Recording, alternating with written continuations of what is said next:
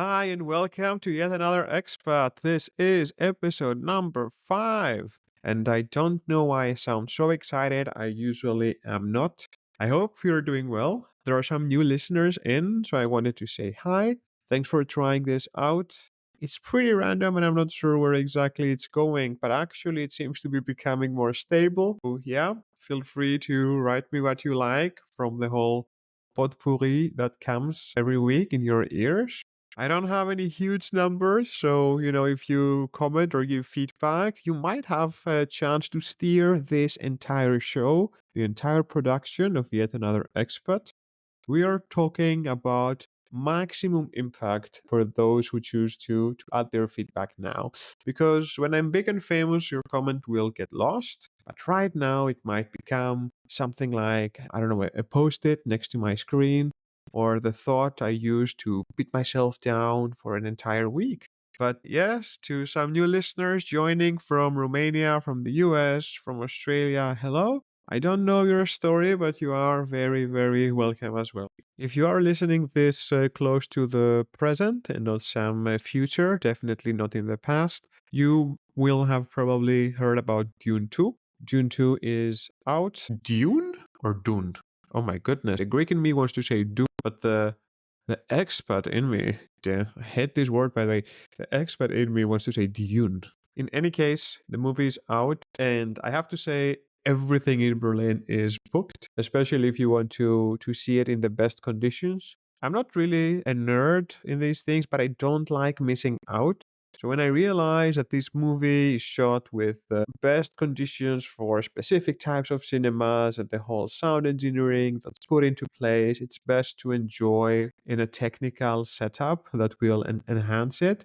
Enhance or enchance? I think enhance. I'm losing all of my linguistic skills today. But long story short, I went online, I read some Reddit posts, and apparently the IMAX is the best experience to see the film. There was even a comparison of how the film looks in all the different types of screens in Berlin. And this is why I like German efficiency. So I decided the Mercedes Platz is the cinema of choice. And guess what? It is booked for the next 2 weeks. So I'll have to wait for some time. I have to say that I'm pretty glad there are some English cinemas and theaters in Berlin. But in a city with 20% of foreigners, I would expect some more help. Also, there are so many dubbed movies, and this is something that I really don't get. I come from a poor country, so we didn't dub anything besides some Mexican or Argentinian soap operas we had on TV, where a Greek TV bought the entire, I don't know, 10 seasons of Maria the Ugly or whatever that was. So they had to do the whole dubbing because the audience was mostly children, which was hilarious, by the way. We also dubbed some Disney stuff or some kids stuff, but we don't really dub like serious famous actors. This is such a weird concept to me. You're watching, I don't know, Robert De Niro, Emma Stone, you're watching Leonardo DiCaprio, and the voice is just some other German dude. You're paying 100% to see your favorite actor, and in return, you're getting 80% of your favorite actor. The voice is gone. It's such a weird concept.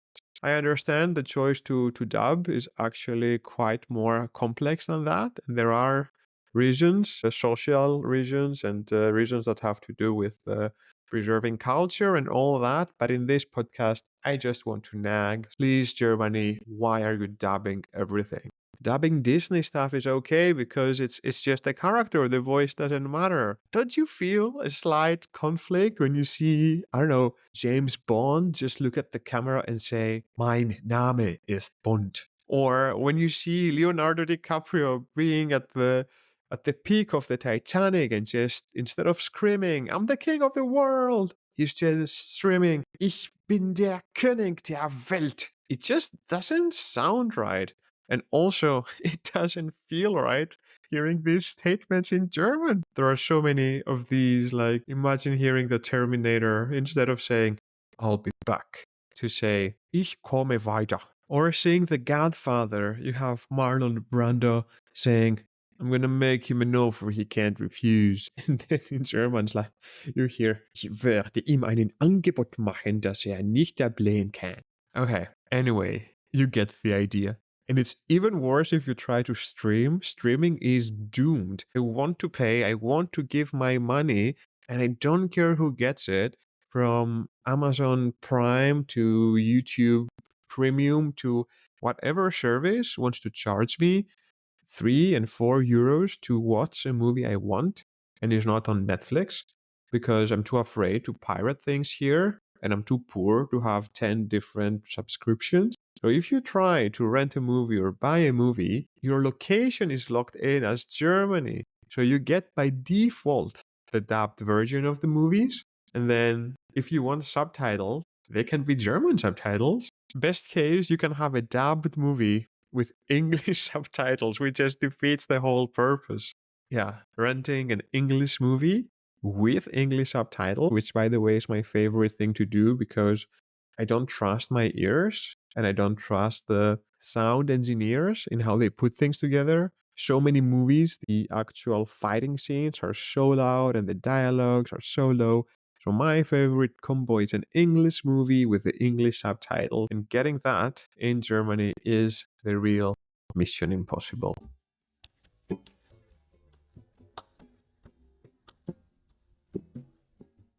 So this next one is from the segment Hermes tries to do weird things in Berlin. If you've heard previous episode and remember things like the mushroom exhibition I joined, you know that Berlin has an abundance of experiences and activities to try, and nothing is like it seems. It could be always like a Kinder egg, expectations versus reality. You never really know where you're going. And before I say what activity this was, I will give you a little bit of info about my past. Now, I used to be an athlete, but I had some injuries. I had to do 2 knee surgeries, so my physical condition does not allow me to be as competitive as my soul likes. But I am a very competitive person, and I've been very sporty for a long time, but not anymore. There are a lot of things that are not in my best interest to try and do, as they could risk further injuries. So at some point, I was thinking to try a new sport. And, I am now in my 30s and I went through this thought process. What is a sport that I can do regardless of age? What is a sport that you don't need to be in the top physical condition to be highly competitive? If I'm trying to go swimming or play football or things like that, then I'm competing with much younger, able bodies, much more stamina. I needed something where I can use the skills I have acquired through life and pain and misery, like my patience, my calmness, my wisdom. What is a sport that I can put all of that into a competitive advantage? And the last thing on my list was that this sport must also be able to take me to the Olympics because you can never aim too high. Am I right? I put this all down. There was no ChatGPT at the time, but this is how I decided to try archery some years ago. Archery is great because you don't need to be that fit. You can do it any age, any physical condition, and it's an Olympic sport. So why not? And I gave it a go. Archery was really fun. I did 1 month, and then for some reason I stopped going. Probably has to do with the habits we talked before and the routines.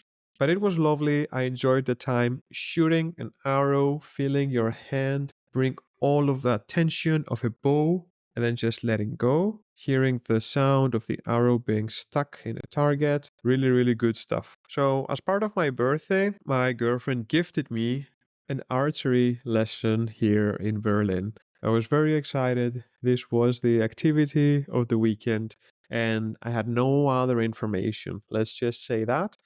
I just knew that there is an archery lesson booked. It's 2 to 3 hours, and this is where we go.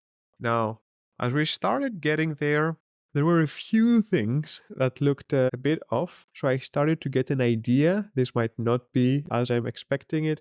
Now, bear in mind that I had done archery in a sports club, So it was actually a competitive sports club for archery. They had their shooting range and all of that. This is how I got trained. We arrive at the location. The location was some sort of a flamingo dance studio. It had chandeliers hanging from the ceiling and big red curtains. Very indoors place, very small place.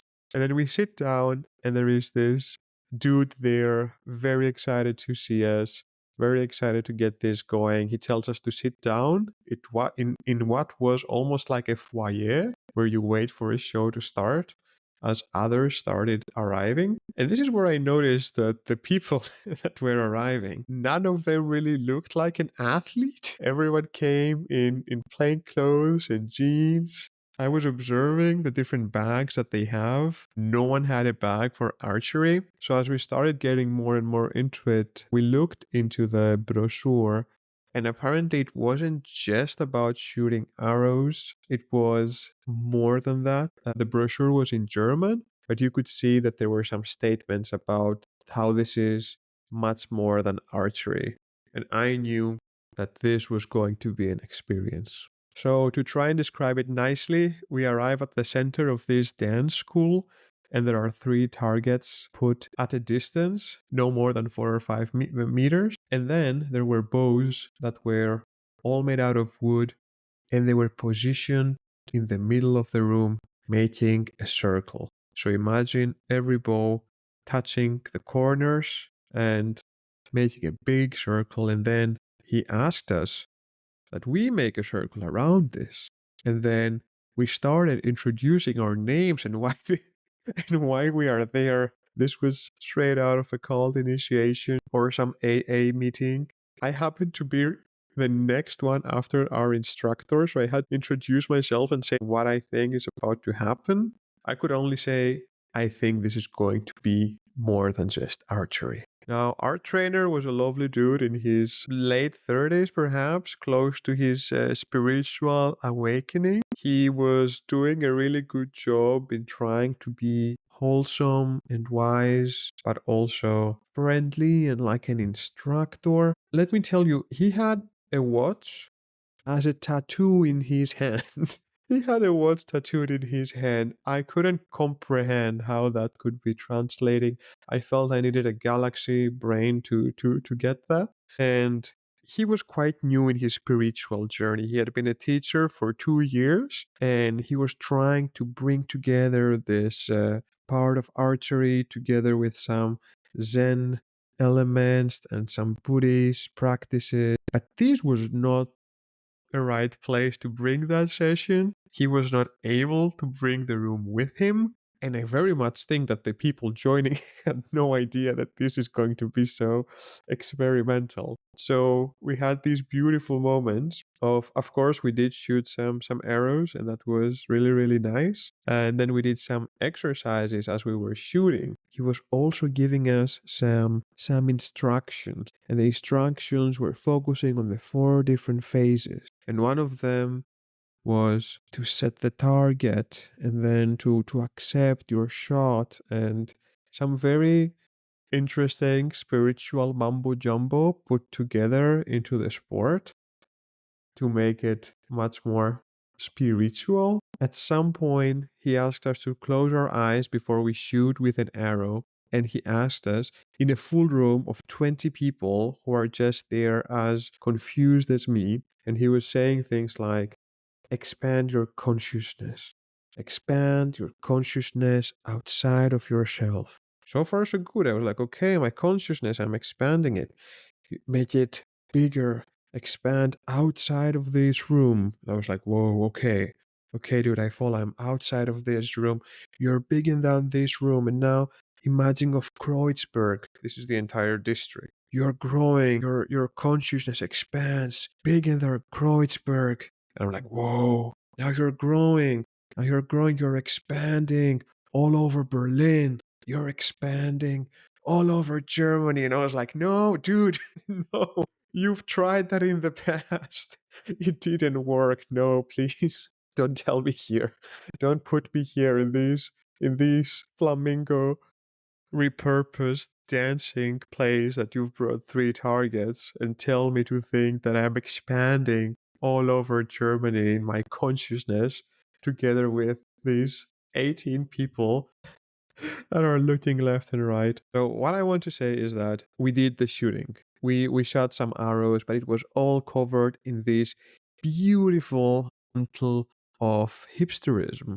There was this life coaching element to it and this leadership development element to it. And he was trying to make big meanings out of every single thing we were doing. They made us shoot alone, but also in groups. And then in the group, you needed to shoot all together, but without saying 1, 2, 3, let's shoot. You just needed to put the arrow and get the bow ready. And when you all feel like you're ready, you just do it. So you needed to wait for everyone. And then he talked about how we need to make peace with not hitting the target. When you shoot the arrow, you think about the target, and immediately, instead of enjoying that it happened, you judge yourself. So you need to make peace with yourself after you do it. When you shoot, you need to let go. You need to be intuitive. And I just love this. Can I say how much I love this? This is the perfect recipe. Take any fighting sport, add some leadership and mental coach side to it, and you make profit. This guy is teaching this type of arrow shooting in leadership meetings, and companies invite him there, and he goes and they teach these leaders and executives how to shoot together and say how they need to accept themselves and how they need to all intuitively cooperate together. And I'm like, you found the golden nugget. Why teach children? I get it. Why teach children who behave so erratically? They are all over the place. They're not even the ones paying. Their parents are paying. So they need to enjoy what they're doing, but you also need to convince their parents to continue paying. Why do all that when you can do these smart workshops, when you can teach leaders and executives who, let's just face it, they also behave like children. So I don't think there's much difference there. And then they are thirsty for anything besides work. They will pay a shit ton of money, and they are also so desperate for some sort of meaning in their lives that they will absolutely embrace all your mumbo jumbo around how waiting for someone's turn is a great journey towards your personal development until you go back into driving your BMW. Then good luck to anyone who wants to have their turn. So this is the golden idea. Find a sport you know it's happening with paddle. If you are paddling, find a sport that you enjoy that has a bit of a niche, and then think how to add this layer of life coaching to it, of mentoring. Take the simplest things and derive into much bigger topics and empathetic, deep meanings. Serve it all up. Get someone who is so excited to teach you that they don't care about time itself as a concept, that time is just a tattoo in their hand, not a concept in their head, and go for it. So I did this arrow shooting. I had a great time. We were shooting the arrows while we were walking. We were shooting with a big group. The release of all that combined tension of 10 people just releasing an arrow at the same time, hitting a target, feels pretty great. Maybe I put a link below.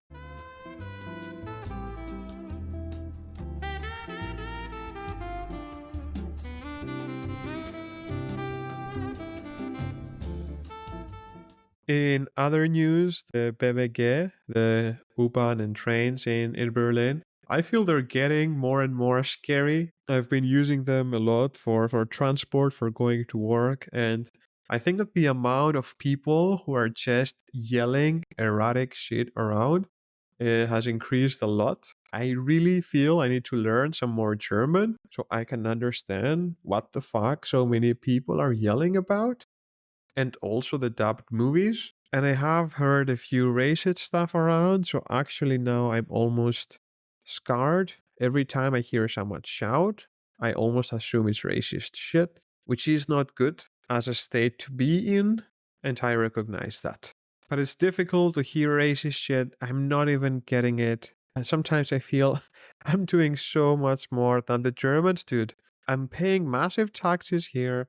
I'm paying the hyperinflated rents, making the old Berlin pension receiving generation even more rich. I don't even use the medical system because of how scary it is to try and find a doctor who speaks English and is going to treat you like a human being. Like, seriously, I think I'm giving much more than I'm taking. So if you want to be angry at someone, that someone is not me. But if you haven't had enough of BVG adventures, just know that they are bringing back the monthly ticket of just 29 euros. It's going to start in a few months from now. So if you live in Berlin, get ready. As the weather gets warmer, we will all experience some lovely midday clubbing experience featuring, sweaty bodies rubbing at each other, sticky floors from beer, and people high on drugs. Is it the U-Bahn? Is it a club? Can you even tell the difference? But okay, of course, I'm just exaggerating. Berlin is a beautiful place, a place that keeps surprising you. One of the surprises, if you don't know, on Wednesday, the 14th of February, they found a 4-meter long tiger python as in the snake, python, in Neukölln, Hasenheide, 4-meter long python. It was found dead in that park on February 14th. Maybe a Valentine's date going wrong, or maybe someone who thought this would be a cool idea until the snake reached 4 meters. Apparently, if you haven't heard this story, it happened. If you had, they now realized what was that killed the poor python. It was suffering from salmonella, which had led to severe blood poisoning. The snake reportedly also had pneumonia that was caused by a bacterial infection. And as scared as you can be for a 4-meter python, you also feel so sorry for the poor animal that was definitely kept illegal somewhere until it got sick and it was dumped. And what I find surprising is how the Neukölln district replied. They said that owning a reptile over 2 meters in length requires a permit, but the district in which it was found has confirmed that no such permit had been granted in the area. The fact that there are so specific rules is one of the reasons I actually like Germany. So know that if your reptile exceeds 2 meters, you need to go and get a permit for it. And the spokesperson from the Bureau of Neukölln said in their statement, anyone who keeps a snake or any other exotic animal and ... has problems with keeping it can contact the official veterinary services at any time for advice. This is a kind city. I heard that and I was like, oh my god, this is something that would never happen in Athens. If you said, hello, city of Athens, my reptile snake is now over 2 meters and I think it has pneumonia, the last thing you would get would be official veterinary service advice. So Berlin is weird, is beautiful, is kind, and I learned to live with it.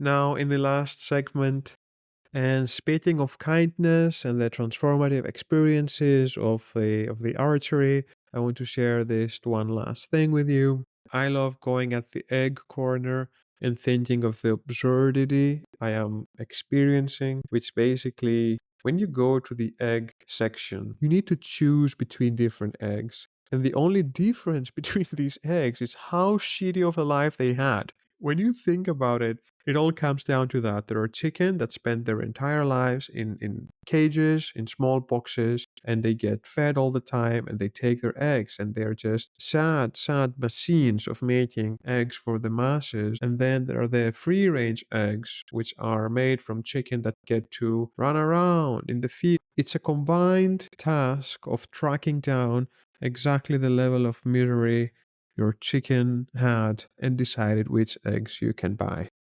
And by the way, do you know what happens if you're boiling eggs and you leave them for too long?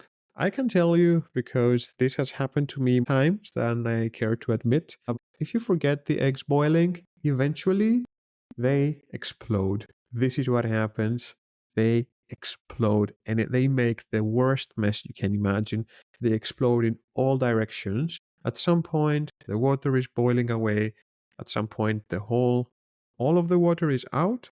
They start getting more hot and hot, and the egg is a great construction for preserving heat.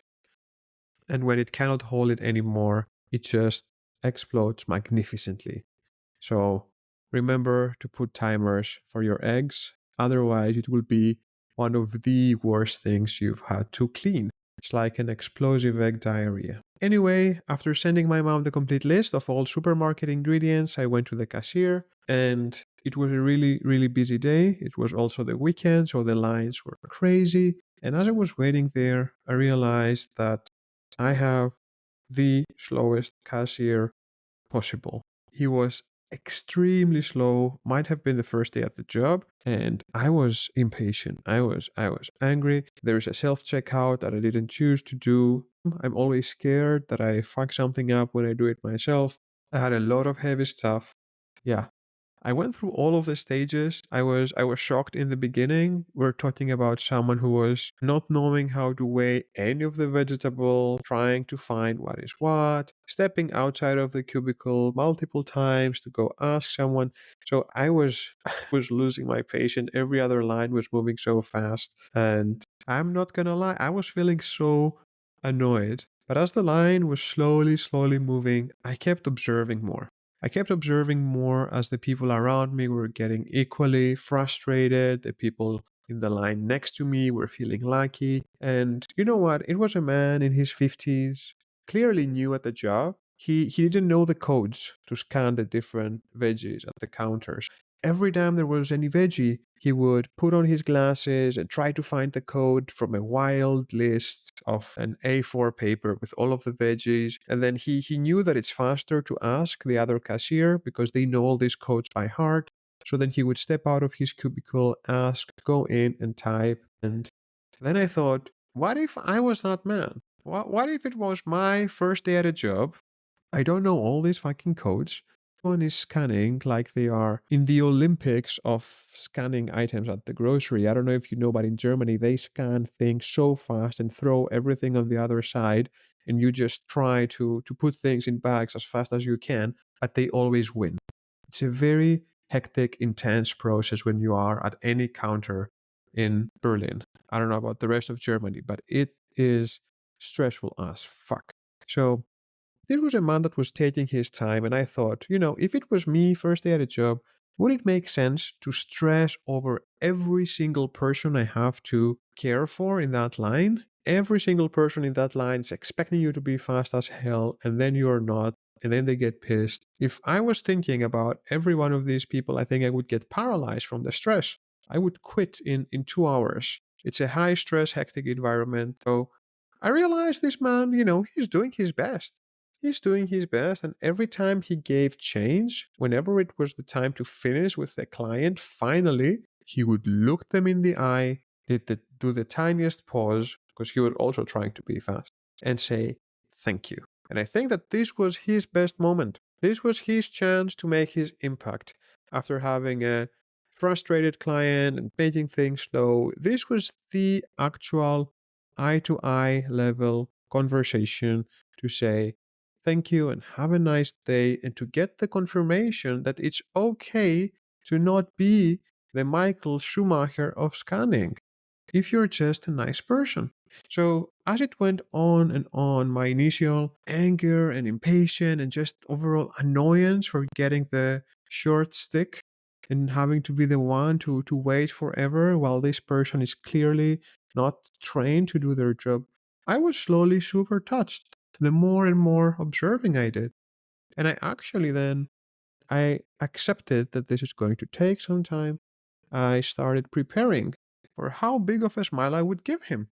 I was filled with empathy. I was thinking, this is a man trying to do his best in a new and scary position. So that was my transformative experience, waiting through that line for 20 minutes while an old person was trying to make things work. And what was the secret that brought this awareness of mine, being in the present, being observant, and having empathy instead of judging harshly and quickly.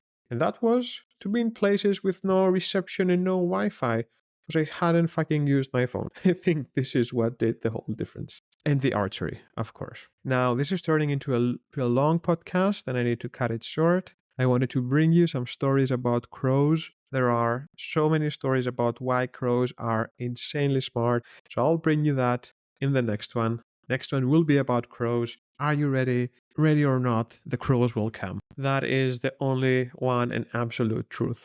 And if you don't believe it, you should come bird watching with me. We're doing it as a leadership workshop for executives. It's going to teach us patience, perseverance. We'll go bird watching and then wait in a line in Rewe. It's going to be the most profound, wholesome experience you will have for the right price. Until then, have a great week. Ciao.